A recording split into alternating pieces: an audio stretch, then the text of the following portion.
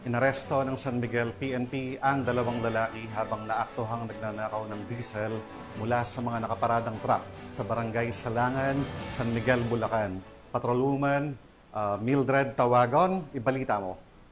Dalawang lalaki ang naaresto matapos maaktuhang nagnanakaw ng diesel mula sa mga nakaparadang truck sa Barangay Salangan, San Miguel, Bulacan.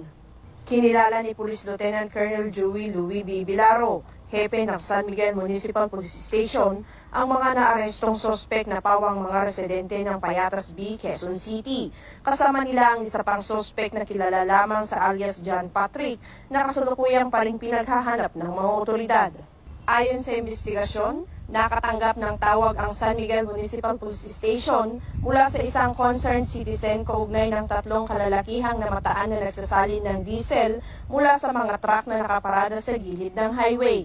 Agad na rumisponde ang mga nagpapatrolyang pulis at sa loob lamang ng 5 minuto ay nakarating sa lugar ng insidente.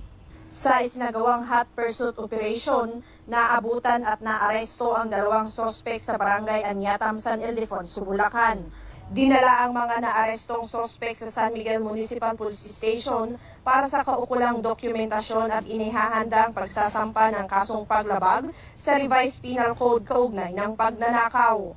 Pinuri ni Police Colonel Angel L. Garciliano, Acting Provincial Director ng Bulacan Police Provincial Office, ang mabilis na aksyon ng San Miguel Municipal Police Station sa loob lamang ng 5 minutong response time na nagresulta sa pagkakaaresto ng mga sospek at pagpigil sa tuluyang pagnanakaw ng diesel. Patuloy ang mas pinaigting na police visibility at mabilis na pagtugon ng Bulacan PNP upang matiyak ang kaligtasan at kaayusan sa buong lalawigan. Mula dito sa Bulacan Police Provincial Office, ako ang inyong PNM correspondent, Patrolwoman Mildred A. Tawagon, alagad ng batas, tagataguyod ng balitang pulis.